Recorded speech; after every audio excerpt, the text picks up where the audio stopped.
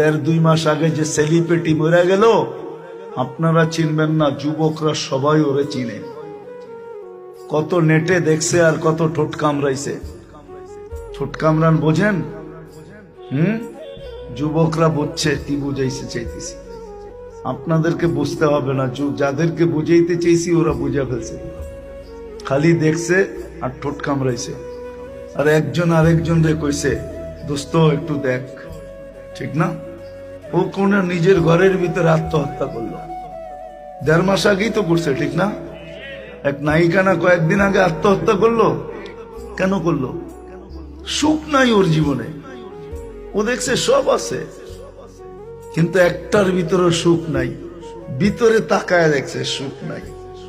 যেদিকে তাকায় ওদিকে সুখ ছাড়া। ও বলছে এই জীবনটা রাইখা করবো তো করবো কি?